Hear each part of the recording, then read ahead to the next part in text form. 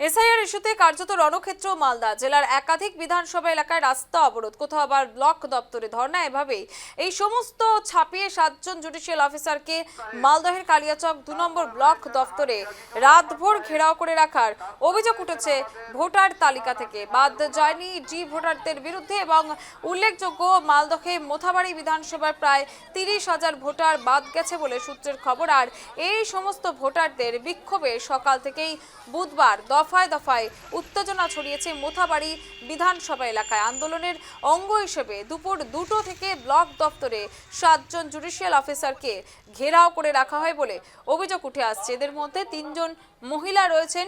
অভিযোগ, জুডিশিয়াল অফিসারদের আটকে রাখার খবর হাইকোর্ট এমনকি স্থানীয় প্রশাসনকে জানানো হলেও তাদের উদ্ধার করা হয়নি। সরাসরি চলে যাবো, আমাদের সঙ্গে রয়েছেন আমাদের প্রতিনিধি তনুজ জৈন। তনুজ, আবারও এসআইআর ইস্যু উত্তপ্ত মালদার পরিস্থিতি কি এই মুহূর্তে? শ্যামাশ্রী, দেখো, এসআইআর তালিকা থেকে অনেক ভোটারের নাম বাদ গেছে। আর যেটা এই নিয়ে ব্যাপক উত্তেজনাও ছড়িয়েছে আর চাঞ্চল্যও ছড়িয়েছে। আর বহুদিন ধরে ক্ষোভে পুষছিল যাদের তালিকা থেকে নাম বাদ গেছে। আর তারাই দেখো, 2 দিন ধরে আমরা দেখাচ্ছি যে বিক্ষোভের ছবি, বিভিন্ন দিকে বিক্ষোভ দেখাচ্ছে যারা তালিকা থেকে নাম বাদ গেছে। আর গতকাল রাত থেকে দেখো আরো উত্তেজনা বেড়ে যায়। আর কালিয়াচক যে সুজাপুর, আর সেখানে দেখো মানুষরা সেখানে রাস্তায় বসে পড়ে বিক্ষোভে। আর পাশাপাশি তারা প্রথমে ভোটার তারপরে ভোট এমনই প্ল্যাকার্ড হাতে নিয়ে একেবারে টায়ার জ্বালিয়ে বিক্ষোভ দেখাতে থাকে। আর যত সময় গড়াতে থাকে তত একেবারে বিক্ষোভের আঁচ বেড়ে যায়। আর গোটা রাত ধরে এই বিক্ষোভ চলতে থাকে, বিক্ষোভ থামার নাম নেই। আর যে 7 জন যে জুডিশিয়াল অফিসার তাদেরকে আটকে রাখা হয়। আর তারপরে দেখো, গতকাল যে রাত্রে 1টার সময় তাদেরকে ছাড়া হয় কেন্দ্রীয় বাহিনী উপস্থিতিতে। আর এই ঘটনাকে ঘিরে একেবারে ব্যাপক উত্তেজনা ছড়িয়ে পড়ে।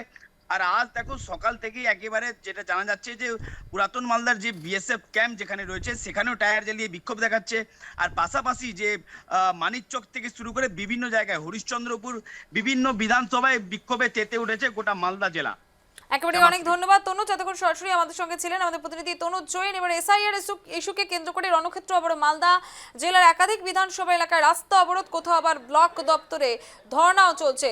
কার্যত রণক্ষেত্রের পরিস্থিতি মালদায়, সেখানে দেখতে পাচ্ছেন রয়েছে কেন্দ্রীয় বাহিনী এবং প্রত্যেকটা জায়গায় জায়গায় তল্লাশি কিন্তু চলছে ডি ভোটারদের বিরুদ্ধে। তাদের যে ভোটার তালিকা থেকে বাদ দেওয়াকে নিয়ে কিন্তু একবার রীতিমতো রণক্ষেত্রের পরিস্থিতি তৈরি হয়েছে মালদহে। বিধানসভায় প্রায় 30,000 ভোটার বাদ গেছে বলে সূত্রের খবর।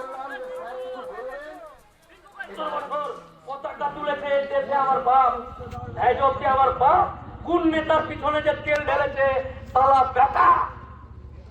আমাদের মতো লোককে মালদা যেতে গেলে মুখের দাড়িকে মাস্কে ঢেকে দিতে হয়েছে। আর বাপে চালাতে, আর দাদু চালাতে, আর দাদু আর বাপ মালদা যে নেতাদের নেড়াতে তেল ঢেলে এই যে আমরাকে কইতে যে দেবে। আর আগে এই এলাকা থেকে মালদা গেলে কইতো যে কালে চোখের বাপ বেঁচে হয়ে যায়। আর ওই বেটা এখন পুরা আছে, ওকে দিলে ধাক্কা মারে। তার ভুল, আর মা বাপের ভুল, আর চাচার ভুল, আর দাদুর ভুল।